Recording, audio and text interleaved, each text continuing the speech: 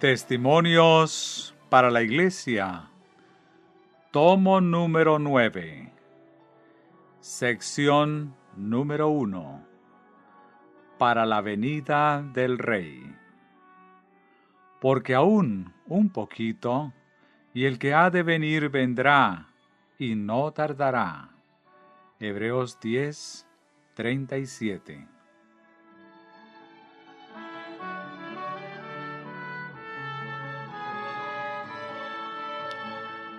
Capítulo 1. La crisis final.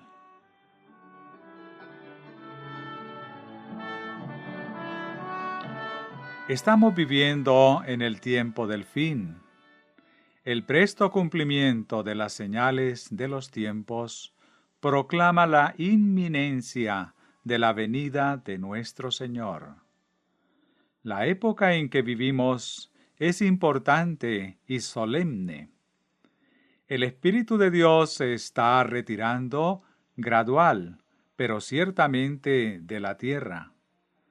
Ya están cayendo juicios y plagas sobre los que menosprecian la gracia de Dios. Las calamidades en tierra y mar, la inestabilidad social, las amenazas de guerra, como portentosos presagios, anuncian la proximidad de acontecimientos de la mayor gravedad. Las agencias del mal se coligan y combinan fuerzas para la gran crisis final. Grandes cambios están a punto de producirse en el mundo, y los movimientos finales serán rápidos. El estado actual de las cosas muestra que tiempos difíciles están por sobrecogernos. Los diarios están llenos de alusiones referentes a algún formidable conflicto que debe estallar dentro de poco. Son siempre más frecuentes los audaces atentados contra la propiedad. Las huelgas se han vuelto asunto común. Los robos y los homicidios se multiplican. Hombres dominados por espíritus de demonios quitan la vida a hombres, mujeres y niños. El vicio seduce a los seres humanos y prevalece el mal en todas sus formas. El enemigo ha logrado pervertir la justicia y llenar los corazones de un deseo de ganancias egoístas. La justicia se puso lejos, porque la verdad tropezó en la plaza, y la equidad no pudo venir. Isaías 59, 14. Las grandes ciudades contienen multitudes indigentes, privadas casi por completo de alimentos, ropas y albergue. Entre tanto, que en las mismas ciudades se encuentran personas que tienen más de lo que el corazón puede desear, que viven en el lujo, gastando su dinero en casas ricamente amuebladas y en el adorno de sus personas, o lo que es peor aún, en golosinas, licores, tabaco y otras cosas que tienden a destruir las facultades intelectuales, perturbar la mente y degradar el alma. El clamor de las multitudes que mueren de inacción sube a Dios, mientras algunos hombres acumulan fortunas colosales por medio de toda clase de opresiones y extorsiones.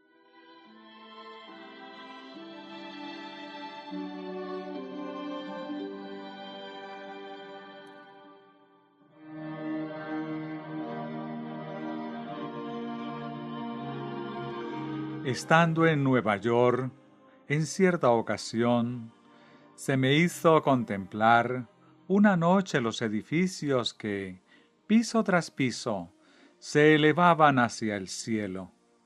Esos inmuebles que eran la gloria de sus propietarios y constructores eran garantizados incombustibles. Se elevaban siempre más alto y los materiales más costosos entraban en su construcción. Los propietarios no se preguntaban cómo podían glorificar mejor a Dios. El Señor estaba ausente de sus pensamientos. Yo pensaba, ojalá que las personas que emplean así sus riquezas pudiesen apreciar su proceder como Dios lo aprecia. Levantan edificios magníficos, pero el soberano del universo solo ve locura en sus planes e invenciones. No se esfuerzan por glorificar a Dios con todas las facultades de su corazón y de su espíritu. Se han olvidado de esto, que es el primer deber del hombre. Mientras se levantaban esas elevadas construcciones, sus propietarios se regocijaban con orgullo por tener suficiente dinero para satisfacer sus ambiciones y excitar la envidia de sus vecinos. Gran parte del dinero así empleado había sido obtenido injustamente, explotando al pobre. Olvidaban que en el cielo toda transacción comercial es anotada, que todo acto injusto y todo negocio fraudulento son registrados. El tiempo vendrá cuando los hombres llegarán en el fraude y la insolencia a un punto que el Señor no les permitirá sobrepasar, y entonces aprenderán que la paciencia de Jehová tiene límite.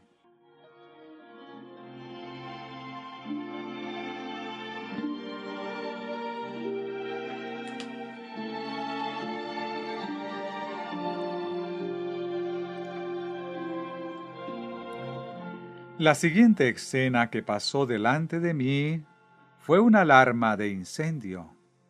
Los hombres miraban esos altos edificios, reputados incombustibles, y decían, están perfectamente seguros. Pero esos edificios fueron consumidos como si hubieran sido de brea. Las bombas contra incendio no pudieron impedir su destrucción. Los bomberos no podían hacer funcionar sus máquinas. Me fue dicho que cuando llegue el día del Señor, si no ocurre algún cambio en el corazón de ciertos hombres orgullosos y llenos de ambición, ellos comprobarán que la mano otrora poderosa para salvar, lo será igualmente para destruir. Ninguna fuerza terrenal puede detener la mano de Dios. No hay materiales capaces de preservar un edificio de lámina cuando llegue el tiempo fijado por Dios para castigar el desconocimiento de sus leyes y el egoísmo de los ambiciosos. Raros son, aun entre los educadores y los gobernantes, quienes perciben las causas reales de la actual situación de la sociedad. Aquellos que tienen en sus manos las riendas del poder son incapaces de resolver el problema de la corrupción moral, del pauperismo y el crimen que aumentan constantemente. En vano se esfuerzan por dar a los asuntos comerciales una base más segura. Si los hombres quisieran prestar más atención a las enseñanzas de la palabra de Dios, hallarían la solución de los problemas que los preocupan. Las Escrituras describen la condición del mundo inmediatamente antes de la segunda venida de Cristo. He aquí lo que está escrito tocante a los hombres que acumulan con fraude sus grandes riquezas. Vuestro oro y plata están enmohecidos, y su moho testificará contra vosotros, y devorará del todo vuestras carnes como fuego. Habéis acumulado tesoros para los días postreros. He aquí clama el jornal de los obreros que han cosechado vuestras tierras, el cual por engaño no les ha sido pagado por vosotros. Y los clamores de los que habían segado han entrado en los oídos del Señor de los ejércitos. Habéis vivido en deleites sobre la tierra y sido disolutos. Habéis engordado vuestros corazones como en día de matanza. Habéis condenado y dado muerte al justo, y él no os hace resistencia. Santiago 5, versículo 3 al 6. Mas, ¿quién reconoce las advertencias dadas por las señales de los tiempos que se suceden con tanta rapidez? ¿Qué impresión hacen a los mundanos? ¿Qué cambios podemos ver en su actitud? Su actitud no se diferencia de la de los antediluvianos. Absortos en sus negocios y en los deleites mundanos, los contemporáneos de Noé no entendieron hasta que vino el diluvio y se lo llevó a todos. Mateo 24, 39. Recibieron advertencias celestiales, pero rehusaron escuchar. Asimismo, hoy el mundo, sin prestar atención alguna a las amonestaciones de Dios, se precipita hacia la ruina eterna. Un espíritu belicoso agita al mundo. La profecía contenida en el 11º capítulo del libro de Daniel está casi completamente cumplida. Muy pronto se cumplirán las escenas de angustia descritas por el profeta.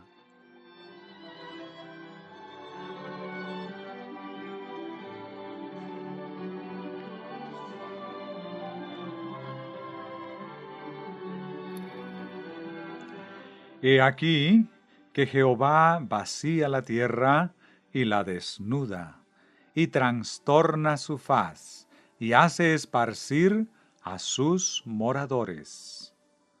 Porque traspasaron las leyes, falsearon el derecho, quebrantaron el pacto sempiterno.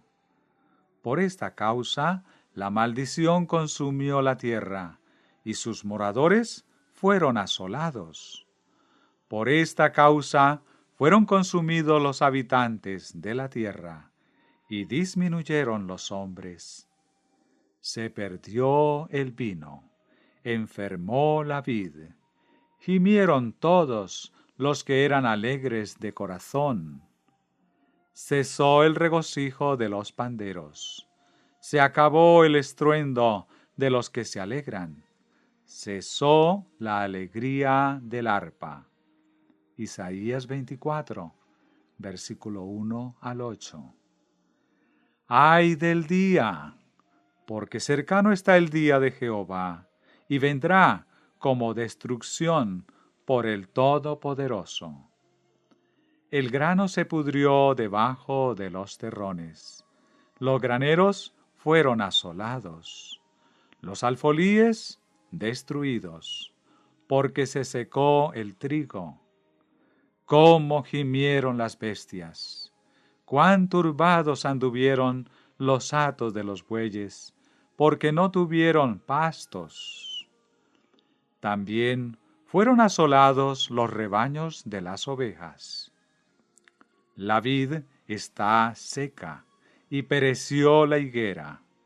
El granado también, la palmera y el manzano.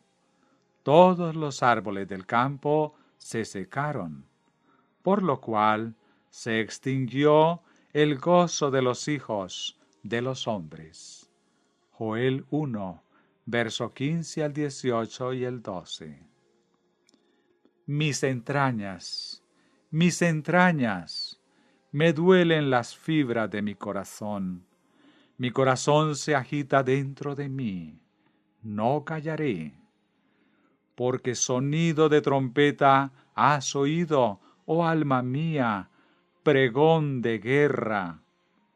Quebrantamiento sobre quebrantamiento es anunciado, porque toda la tierra es destruida. Jeremías 4, versos 19 y 20. Miré a la tierra, y he aquí que estaba asolada y vacía, y a los cielos, y no había en ellos luz. Miré a los montes, y he aquí que temblaban, y todos los collados fueron destruidos. Miré, y no había hombre, y todas las aves del cielo se habían ido. Miré, y he aquí el campo fértil era un desierto, y todas sus ciudades eran asoladas delante de Jehová, delante del ardor de su ira. Jeremías 4, verso 23 al 26. Ah, cuán grande es aquel día, tanto que no hay otro semejante a él.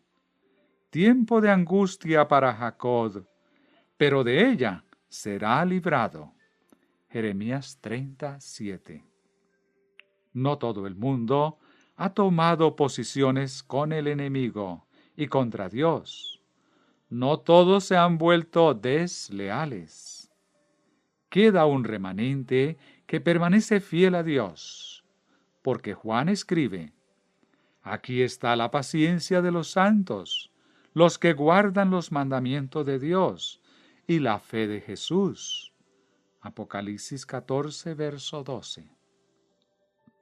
Muy pronto, una furiosa batalla contra los que sirven a Dios será entablada por aquellos que no le sirven.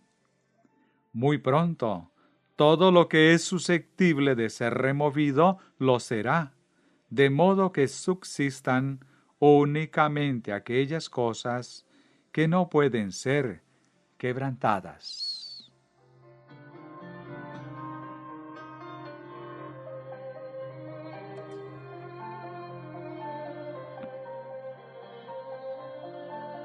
Satanás estudia la Biblia con cuidado.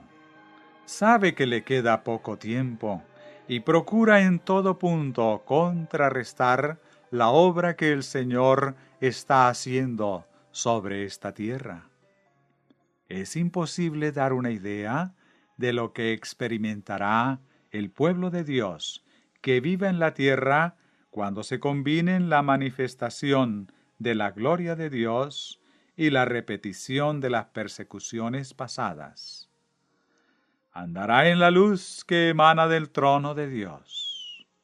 Por medio de los ángeles, las comunicaciones entre el cielo y la tierra se mantendrán constantes.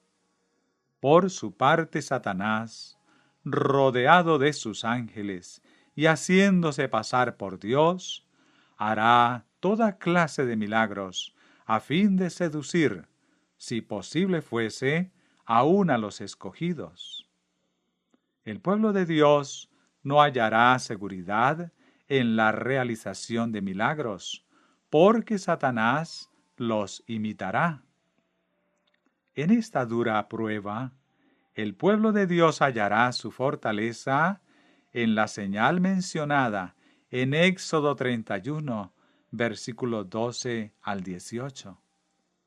Tendrán que afirmarse sobre la palabra viviente. Escrito está. Es el único fundamento seguro. Aquellos que hayan quebrantado su alianza con Dios estarán entonces sin Dios y sin esperanza.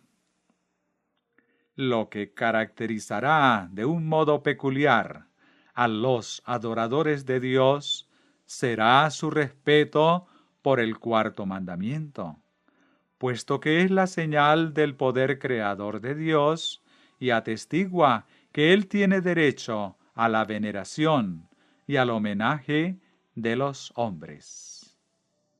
Los impíos se distinguirán por sus esfuerzos para derribar el monumento conmemorativo del Creador y exaltar en su lugar la institución romana. En este conflicto, la cristiandad entera se encontrará dividida en dos grandes clases: la que guardará los mandamientos de Dios y la fe de Jesús, y la que adorará a la bestia y su imagen, y recibirá su marca. No obstante, los esfuerzos concertados de la Iglesia y del Estado para compeler a los hombres, pequeños y grandes, ricos y pobres, libres y esclavos, a recibir la marca de la bestia, el pueblo de Dios no se someterá. El profeta de Patmos vio a los que habían alcanzado la victoria sobre la bestia y su imagen, y su marca y el número de su nombre, en pie sobre el mar de vidrio, con las arpas de Dios, y cantando el cántico de Moisés y del Cordero. Apocalipsis 13, verso 16, capítulo 15, versículo 2 y 3. Pruebas terribles esperan al pueblo de Dios. El espíritu de guerra agita las naciones desde un cabo de la tierra hasta el otro. Mas a través del tiempo de angustia que se avecina, un tiempo de angustia como no lo hubo desde que existe nación, el pueblo de Dios permanecerá inconmovible. Satanás y su ejército no podrán destruirlo, porque ángeles poderosos lo protegerán.